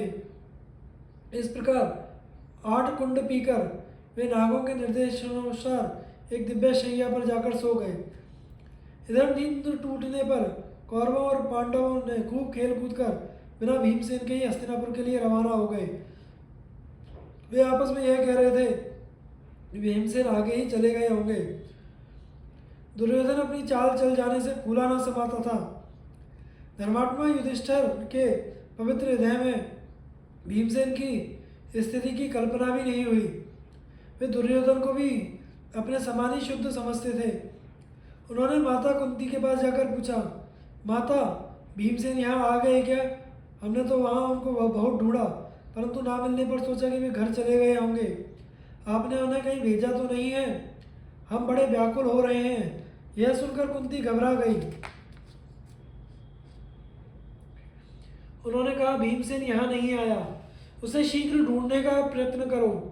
कुंती माता ने तुरंत विदुर को बुलवाया और बोली, विदुर जी, भीमसेन का पता नहीं है। सब आ गए परंतु वह नहीं लौटा। दुर्योधन की दृष्टि में वह सर्वदा खटकता रहता है। दुर्योधन बड़ा क्रूर, क्षुद्र, लोभी और निर्लज्ज है। कहीं उसने क्रोधवश मेरे वीर पुत्र को मार न डाला हो। मेरे हृदय में बड़ी जलन हो रही है। विदुर जी ने कहा, कल्याणी, ऐसी बात मुंह से मत निकालो। शेष पुत्रों की रक्षा करो। दुरात्मा दुर्योधन से पूछने पर वह और चिढ़ जाएगा। दूसरे पुत्रों पर भी आपत्ति आ जाएगी। महर्षि व्यास के कथनानुसार तुम्हारे पुत्र दीर्घायु हैं। भीमसेन चाहे कहीं भी हो, लौटेगा अवश्य। विदुर समझा बुझाकर चले गए। कुंती माता चिंतित हो गई। उधर नागलोक में बलवान भीमसेन 8वें दिन रस पच जाने पर जगे। नागों ने भीमसेन के पास आकर उन्हें बहुत तसल्ली दी और कहा, आपने जो रस पिया है वह बड़ा बलवर्धक है। आप 10,000 हाथियों के समान बलवान हो जाएंगे। युद्ध में आपको कोई भी नहीं जीत सकेगा। अब आप दिव्य जल से स्नान करके पवित्र श्वेत वस्त्र धारण करें और अपने घर पधारें। आपके बिछोह से सभी भाई अत्यंत दुखी हो रहे हैं। फिर भीमसेन वहाँ खा पीकर दिव्य वस्त्राभूषणों से सुसज्जित होकर नागों की अनुमति से ऊपर आए। नागों ने उन्हें उस बगीचे तक पहुंचा दिया और फिर अंतर्ध्यान हो गए। भीमसेन ने अपनी माता के पास आकर उन्हें तथा बड़े भाई को प्रणाम किया और छोटों के सिर सूंघे। सभी प्रेम से आनंद मनाने लगे। भीमसेन ने दुर्योधन की सारी करतूत कह सुनाई और यह भी बतलाया कि नागलोक में क्या क्या सुख दुख मिला। राजा युधिष्ठिर ने भीमसेन से बड़े महत्व की बात कही, भाई बस अब चुप हो जाओ। यह बात कभी किसी से ना कहना। हम लोग आपस में बड़ी सावधानी के साथ एक दूसरे की रक्षा करें। दुरात्मा दुर्योधन ने भीमसेन के प्यारे सारथी को गला घोटकर मार डाला। धर्मात्मा विदुर ने पांडवों को यही सलाह दी कि तुम चुप रहो। भीमसेन के भोजन में एक बार और विष डाला गया। युधिष्ठिर ने इसका समाचार पांडवों को दे दिया, परंतु भीमसेन ने वह विष खाकर बिना किसी विकार के पचा लिया। दुर्योधन, कर्ण, शकुनी ने भीमसेन को विष से ना मरते देखकर उन्हें तरह तरह से मारने की चेष्टा की, परंतु पांडव सब कुछ जानबूझकर भी विदुर की सलाह के अनुसार चुप रहे। राजा धृतराष्ट्र ने देखा कि सबके सब राजकुमार खेलकूद में ही लगे रहते हैं, तब उन्होंने गुरु कृपाचार्य को ढूंढवाकर शिक्षा देने के लिए उन्हें सौंप दिया और कौरव और पांडवों ने कृपाचार्य से विधि पूर्वक धनुर्वेद की शिक्षा प्राप्त की। कृपाचार्य, द्रोणाचार्य और अश्वत्थामा का जन्म तथा उनका कौरवों से संबंध। जन्मेजय ने पूछा, भगवान आप कृपा करके मुझे कृपाचार्य के जन्म की कथा सुनाइए। वैशंपायन जी ने कहा, जन्मेजय महर्षि गौतम के पुत्र थे शरद्वान। वे बाणों के साथ ही पैदा हुए थे। उनका मन धनुर्वेद में जितना लगता था उतना वेदाभ्यास में नहीं। उन्होंने तपस्या पूर्वक सारे अस्त्र शस्त्र प्राप्त किए। शरद्वान की घोर तपस्या और धनुर्वेद में निपुणता देखकर इंद्र बहुत भयभीत हुए। उन्होंने शरद्वान की तपस्या में विघ्न डालने के लिए जालपति नाम की देवकन्या भेजी। वह धनुर्धर शरद्वान के आश्रम में जाकर तरह तरह के हाव भाव से उन्हें लुभाने लगी। उस सुंदरी और एक साड़ी पहने युवती को देखकर उनके शरीर में कपकपी आने लगी। उनके हाथ से धनुष बाण गिर पड़े। वे बड़े विवेकी और तपस्या के पक्षपाती थे, इसलिए उन्होंने धैर्य से अपने को रोक लिया। उनके मन में विकार हो चुका था, इसलिए उनके अनजाने में ही शुक्रपात हो गया। उन्होंने धनुष बाण मृगचर्म आश्रम और उस कन्या को छोड़कर तुरंत वहां से यात्रा कर दी। उनका वीर सरकंडों पर गिरा था, इसलिए वह दो भागों में विभक्त हो गया। उससे एक कन्या और एक पुत्र की उत्पत्ति हुई।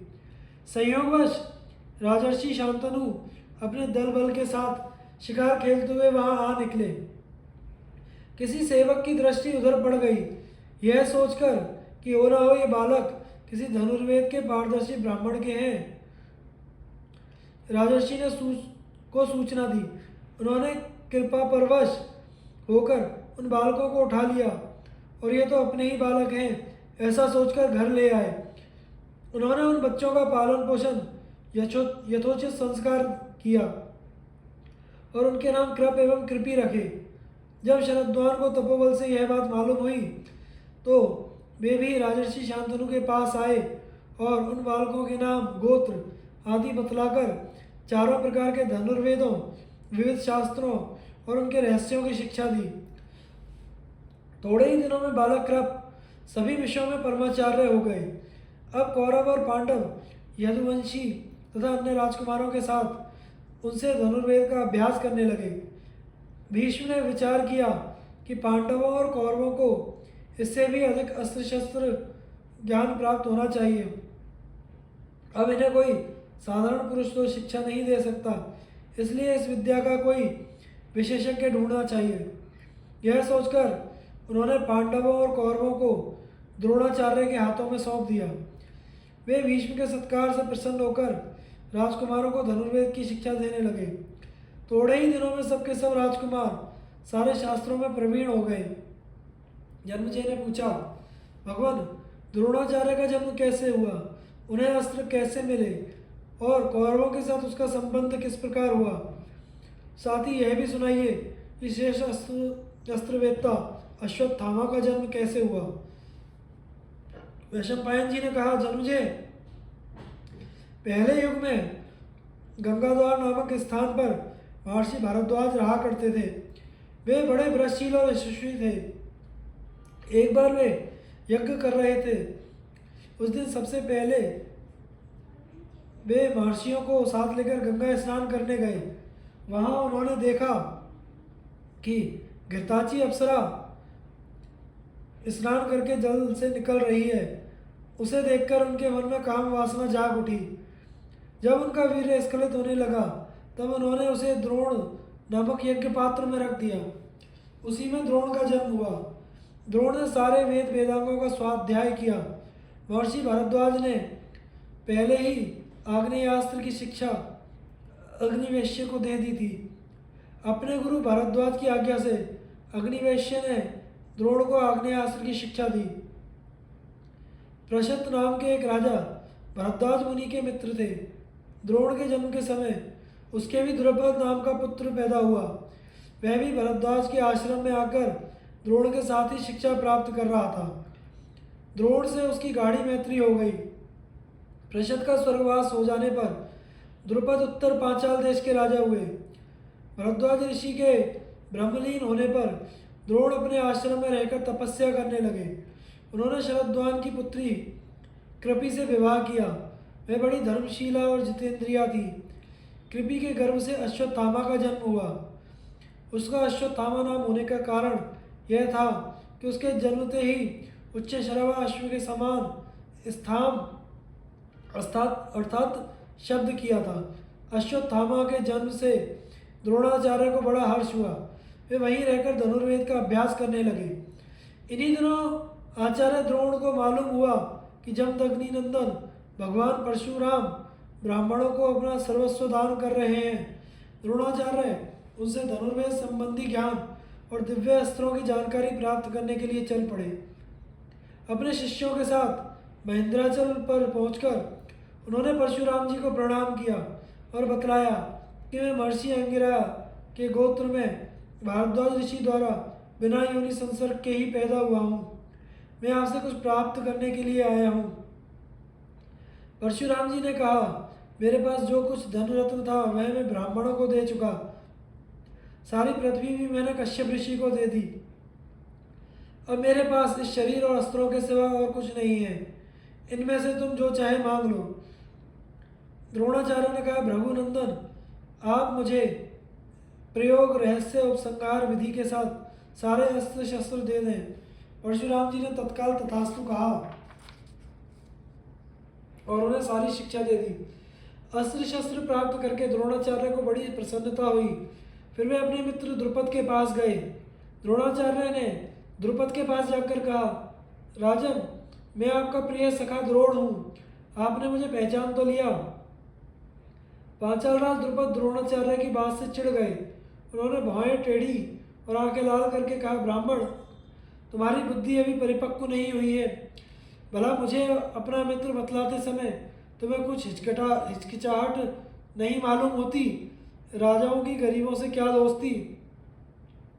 यदि कदाचित हो भी जाए तो समय बीतने पर वह मिट जाती है। द्रुपद की बात सुनकर द्रोण क्रोध से कांप उठे। उन्होंने मनी मन कुछ निश्चय किया और कुरुवंश की राजधानी हस्तिनापुर आ गए। वहां आकर उन्होंने कुछ दिनों तक गुप्त रूप से कृपाचार्य के घर पर निवास किया। एक दिन युधिष्ठिर आदि सभी राजकुमार नगर के बाहर जाकर मैदान में गेंद खेल रहे थे। गेंद अचानक कुएं में गिर पड़ी। राजकुमारों ने उसे निकालने का प्रयत्न तो किया, परंतु उन्हें किसी प्रकार सफलता न मिली। वे कुछ सकुचाकर एक दूसरे का मुंह ताकने लगे। इसी समय उनकी दृष्टि पास के ही एक ब्राह्मण पर पड़ी जिन्होंने अभी अभी नित्य कर्म समाप्त किया था। उनका शरीर दुर्बल और रंग सांवला था। सभी राजकुमार उन्हें घेर कर खड़े हो गए। ब्राह्मणों ने राजकुमारों को उदास देखकर मुस्कुराते हुए कहा, राम राम, धिक्कार है तुम्हारे क्षत्रिय बल और अस्त्र कौशल को। तुम लोग कुएं से गेंद नहीं निकाल सकते। देखो, मैं तुम लोगों की गेंद और अपनी यह अंगूठी अभी कुएं में से निकाल देता हूँ। तुम लोग मेरे भोजन का प्रबंध कर दो। यह कहकर उन्होंने अपनी अंगूठी कुएं में डाल दी। युधिष्ठिर ने कहा, भगवान, आप कृपाचार्य की अनुमति मिल जाने पर सर्वदा के लिए भोजन पा सकते हैं। अब द्रोणाचार्य ने कहा, देखो, ये एक मुट्ठी सीखें हैं। मैंने मंत्रों से अभिमंत्रित कर रखा है। मैं एक सीख से गेंद छेद देता हूँ, फिर दूसरी सीखों से एक दूसरी को छेद कर तुम्हारी गेंद खींच लेता हूँ। द्रोणाचार्य ने वैसा ही किया। राजकुमारों के आश्चर्य की सीमा न रही। उन्होंने कहा, भगवान, आप अपनी अंगूठी तो निकालिए। द्रोणाचार्य ने बाण का प्रयोग करके बाण सहित अपनी अंगूठी भी निकाल ली। अंगूठी निकली देखकर राजकुमारों ने कहा, आश्चर्य है, आश्चर्य है। हमने तो ऐसी अस्त्र विद्या कहीं नहीं देखी। आप कृपया करके अपना परिचय दीजिए और बताइए कि हम आप लोगों की क्या सेवा करें। द्रोणाचार्य ने कहा, तुम यह सब बात भीष्म जी से कहना। वे मेरे रूप और गुण से मुझे पहचान जाएंगे। राजकुमारों ने नगर में लौटकर भीष्म पितामह से सारी बातें कही। वे यह सब सुनते ही समझ गए, हो ना हो महारथी द्रोणाचार्य आ गए हैं। उन्होंने निश्चय किया कि अब इन राजकुमारों को द्रोणाचार्य से ही शिक्षा दिलानी चाहिए। वे तुरंत स्वयं जाकर द्रोणाचार्य को लिवा लाए। उनका खूब स्वागत सत्कार करके उनके शुभागमन का कारण पूछा। द्रोणाचार्य ने कहा, भीष्म जी, जिस समय मैं ब्रह्मचर्य का पालन करते हुए शिक्षा प्राप्त कर रहा था, उसी समय पांचाल राज के पुत्र द्रुपद भी हमारे साथ धनुर्विद्या सीख रहे थे। हम दोनों में बड़ी मित्रता थी। उस समय वे मुझे प्रसन्न करने के लिए कहा करते थे, जब मैं राजा हो जाऊंगा तो तुम मेरे साथ रहना। मैं सत्य शपथ करता हूँ, मेरा राज्य, संपत्ति और सुख सब तुम्हारे अधीन होगा। उनकी यह प्रतिज्ञा स्मरण करके मैं बहुत प्रसन्न और प्रफुल्लित रहा करता था। कुछ दिनों बाद मैंने शरद्वान की पुत्री कृपि से विवाह किया और उनके गर्भ से सूर्य के समान तेजस्वी अश्वत्थामा का जन्म हुआ। एक दिन की बात है, गोधन के धनी ऋषि कुमार दूध पी रहे थे। अश्वत्थामा उन्हें देखकर दूध पीने के लिए मचल गया और रोने लगा। उस समय मेरी आंखों के सामने अंधेरा छा गया। यदि मैं किसी कम गाय वाले से गाय ले लेता तो उसके धर्म कर्म में अड़चन पड़ती। बहुत घूमने पर भी मुझे दूध देने वाली गाय ना मिल सकी। जब मैं लौट कर आया तो देखता हूँ कि छोटे छोटे बच्चे आटे के पानी से अश्वत्थामा को ललचा रहे हैं और वह अज्ञान बालक उसे ही पीकर यह कहता हुआ नाच रहा है कि मैंने दूध पी लिया। अपने बच्चे की यह हंसी और दुर्दशा देखकर मेरे चित्त में बड़ा क्षोभ हुआ। मैंने सोचा, धिक्कार है मेरे इस दरिद्र जीवन को। मेरे धैर्य का बांध टूट गया। भीष्म जी, जब मैंने सुना मेरा प्रिय सखा द्रुपद राजा हो गया है, तब मैं अपनी पत्नी और बच्चे के साथ प्रसन्नतापूर्वक उसकी राजधानी के लिए चल पड़ा। मुझे द्रुपद की प्रतिज्ञा पर विश्वास था, परंतु जब मैं द्रुपद से मिला तब उसने अपरिचित के समान कहा, ब्राह्मण देवता, तुम्हारी बुद्धि कच्ची और लोक व्यवहार से अनभिज्ञ है। तुमने क्या ही बेधड़क कह दिया कि मैं तुम्हारा सखा हूँ। अरे भाई, जो मिलते हैं वे बिछुड़ते हैं। उस समय हम तुम दोनों समान थे, इसलिए मित्रता थी। अब मैं धनी हूँ और तुम निर्धन हो। मित्रता का दावा बिल्कुल व्यर्थ है। तुम कहते हो कि मैंने राज्य देने की प्रतिज्ञा की थी, उसका मुझे तो कुछ स्मरण नहीं। तुम चाहो तो एक दिन अच्छी तरह से इच्छानुसार भोजन कर लो। वहाँ से चलते समय मैंने एक प्रतिज्ञा की है। द्रुपद के तिरस्कार से मेरा कलेजा जल रहा है। मैं अपनी प्रतिज्ञा शीघ्र पूर्ण करूँगा। मैं गुणवान शिष्यों को शिक्षा देने के उद्देश्य से यहाँ आया हूँ। आप मुझसे क्या चाहते हैं? मैं आपकी क्या सेवा करूँ? भीष्म पितामह ने कहा, अब आप अपने धनुष से डोरी उतार दीजिए और यहाँ रहकर राजकुमारों को धनुर्वेद और अस्त्र शिक्षा की शिक्षा दीजिए। कौरवों का धन, वैभव, राज्य आपका ही है। हम सब आपके आज्ञाकारी सेवक हैं। आपका शुभागमन हमारे लिए अहोभाग्य है। राजकुमारों की शिक्षा और परीक्षा तथा एकलव्य की गुरु भक्ति। वैशंपायन जी कहते हैं, जन्मजय, द्रोणाचार्य भीष्म पितामह से सम्मानित होकर हस्तिनापुर में रहने लगे। उन्होंने धन अन्न से भरा एक सुंदर भवन रहने के लिए दिया। वे धृतराष्ट्र और पांडु के पुत्रों को शिष्य रूप में स्वीकार करके धनुर्वेद की विधि पूर्वक शिक्षा देने लगे। द्रोणाचार्य एक दिन अपने सभी शिष्यों को एकांत में बुलाकर कहा, मेरे मन में एक इच्छा है। अस्त्र शिक्षा समाप्त होने पर क्या तुम लोग मेरी वह इच्छा पूरी करोगे? सभी राजकुमार चुप हो गए और अर्जुन ने बड़े उत्साह से आचार्य की इच्छा पूर्ण करने की प्रतिज्ञा की। द्रोणाचार्य बहुत प्रसन्न हुए। उन्होंने अर्जुन को हृदय से लगाया। उनकी आंखों में आनंद के आंसू छलक आए। द्रोणाचार्य अपने शिष्यों को तरह तरह के दिव्य और अलौकिक अस्त्रों की शिक्षा देने लगे। उस समय शिष्यों में यदुवंशी तथा दूसरे देशों के राजकुमार भी थे। सूतपुत्र के नाम से प्रसिद्ध कर्ण भी वहां शिक्षा पा रहा था। अर्जुन के मन में इस विषय की ओर बड़ी रुचि और लगन थी। वे द्रोणाचार्य की सेवा भी बहुत करते। इसलिए शिक्षा, बाहुबल और उद्योग की दृष्टि से समस्त शस्त्रों के प्रयोग, फुर्ती और सफाई में अर्जुन ही सबसे बढ़ चढ़ कर निकले। द्रोणाचार्य अपने पुत्र अश्वत्थामा पर विशेष अनुराग रखते थे। उन्होंने शिष्यों को पानी लाने के लिए जो बर्तन दिए थे उनमें औरों के तो देर से भरते, लेकिन अश्वत्थामा का सबसे पहले ही भर जाता। इससे अश्वत्थामा सबसे पहले अपने पिता के पास पहुंचकर गुप्त रहस्य सीख लेता। अर्जुन ने वह बात ताड़ ली। अब वे वारुणास्त्र से अपने बर्तन झटपट भरकर चटपट आचार्य के पास आ पहुंचते। इसी से उनकी शिक्षा दीक्षा गुरुपुत्र अश्वत्थामा से किसी भी अंश में कम नहीं हुई। एक दिन भोजन करते समय तेज हवा के कारण दीपक बुझ गया। अंधकार में भी हाथ को बिना भटके मुंह के पास जाते देखकर अर्जुन ने समझ लिया कि निशाना लगाने के लिए प्रकाश की आवश्यकता नहीं, केवल अभ्यास की है। वे अब अंधेरे में बाण चलाने का अभ्यास करने लगे।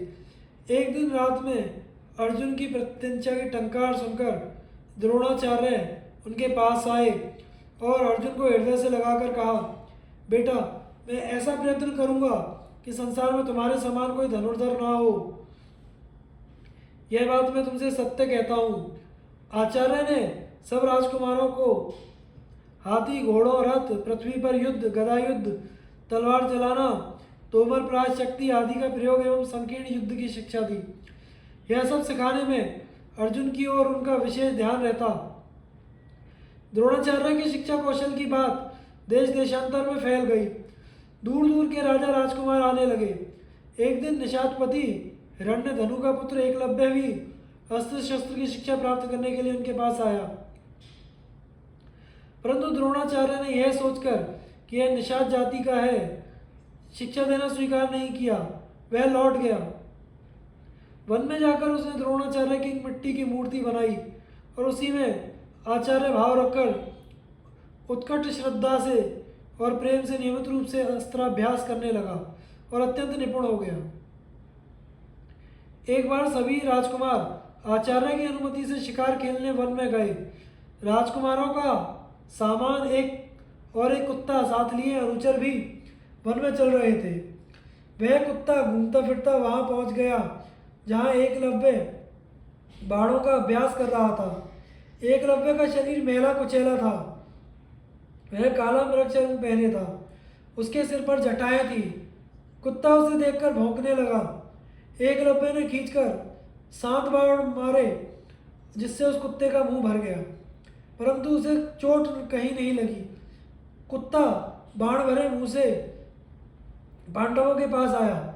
यह आश्चर्यजनक दृश्य देखकर पांडव कहने लगे, उसका शब्द वेद और फुर्ती तो विलक्षण है। टोह लगाने पर उसी वन में उन्हें एकलव्य मिल गया। वह लगातार बाणों का अभ्यास कर रहा था। पांडव एकलव्य का रूप बदल जाने के कारण उसे पहचान ना सके। पूछने पर एकलव्य ने बतलाया, मेरा नाम एकलव्य है। मैं भीलराज हिरण्यधनु का पुत्र और द्रोणाचार्य का शिष्य हूँ। मैं यहाँ धनुर्विद्या का अभ्यास करता हूँ। अब सभी ने उसे अच्छी तरह पहचान लिया। वहाँ से लौटकर सब राजकुमारों ने द्रोणाचार्य से सब हाल कह सुनाया। अर्जुन ने कहा, गुरुदेव, आपने मुझे हृदय से लगाकर बड़े प्रेम से यह बात कही थी कि मेरा कोई भी शिष्य तुमसे बढ़कर नहीं होगा, परंतु यह आपका शिष्य एकलव्य तो सबसे और मुझसे भी बढ़कर है। अर्जुन की बात सुनकर द्रोणाचार्य थोड़ी देर तक विचार किया और फिर उन्हें साथ लेकर उसी वन में चले गए। द्रोणाचार्य ने अर्जुन के साथ वहां पहुंचकर देखा कि जटावल्कल धारण किए एकलव्य बाण पर बाण चला रहा है। शरीर पर मैल जम गया है, परंतु उसे इस बात का ध्यान नहीं है। आचार्य को देखकर एकलव्य उनके पास आया और चरणों में दंडवत प्रणाम किया। फिर वह उनकी विधि पूर्वक पूजा करके हाथ जोड़कर उनके सामने खड़ा हो गया और बोला, आपका शिष्य सेवा में उपस्थित है, आज्ञा दीजिए। द्रोणाचार्य ने कहा, यदि तू सचमुच मेरा शिष्य है तो मुझे गुरु दक्षिणा दे। एकलव्य को बड़ी प्रसन्नता हुई। उसने कहा, आज्ञा दीजिए, मेरे पास ऐसी कोई वस्तु नहीं जो मैं आपको ना दे सकूं। द्रोणाचार्य ने कहा, एकलव्य, तुम अपने दाहिने हाथ का अंगूठा मुझे दो। सत्यवादी एकलव्य अपनी प्रतिज्ञा पर डटा रहा और उसने उत्साह और प्रसन्नता से दाहिने हाथ का अंगूठा काटकर गुरुदेव को सौंप दिया। इसके बाद उसकी बाण चलाने की वह सफाई और फुर्ती नहीं रही। एक बार द्रोणाचार्य ने अपने शिष्यों की परीक्षा लेनी चाहिए। उन्होंने कारीगर से एक नकली गिद्ध बनवाया और उसे राजकुमारों से छिपाकर एक वृक्ष पर टांग दिया। तदंतर राजकुमारों से कहा, धनुष पर बाण चढ़ाकर तैयार हो जाओ। तुम्हें निशाना लगाकर उस गिद्ध का सिर उड़ाना होगा। उन्होंने पहले युधिष्ठिर को आज्ञा दी। पूछा, युधिष्ठिर, क्या तुम इस वृक्ष पर बैठे गिद्ध को देख रहे हो? युधिष्ठिर ने कहा, हाँ, मैं देख रहा हूँ। द्रोण ने पूछा, क्या तुम इस वृक्ष को मुझे और अपने भाइयों को देख रहे हो? युधिष्ठिर बोले, जी हाँ, मैं इस वृक्ष को, आपको और अपने भाइयों को भी देख रहा हूँ। द्रोणाचार्य ने कुछ खींच कर झड़कते हुए कहा, हट जाओ, तुम यह निशाना नहीं मार सकते। इसके बाद उन्होंने दुर्योधन आदि राजकुमारों से एक एक करके वहां खड़ा कराया और यही प्रश्न किया। सबने वही उत्तर दिया जो युधिष्ठिर ने दिया। आचार्य ने सबको झड़क कर वहां से हटा दिया। अंत में अर्जुन को बुलाकर उन्होंने कहा, देखो, निशाने की ओर चूकना मत। धनुष चढ़ाकर मेरी आज्ञा की बाट जो। क्षण भर में आचार्य ने पूछा, क्या तुम इस वृक्ष को, गिद्ध को और मुझे देख रहे हो? अर्जुन ने कहा, भगवान, मैं गिद्ध के अतिरिक्त कुछ और नहीं देख रहा हूँ। द्रोणाचार्य ने पूछा, अर्जुन, भला बताओ, गिद्ध की आकृति कैसी है? अर्जुन बोले, भगवान, मैं तो केवल उसका सिर देख रहा हूँ, आकृति का पता नहीं। द्रोणाचार्य का रोम रोम आनंद की बाढ़ से पुलकित हो गया। वे बोले, बेटा, बाण चलाओ। अर्जुन ने तत्काल बाण से गिद्ध का सिर काट कर गिरा दिया।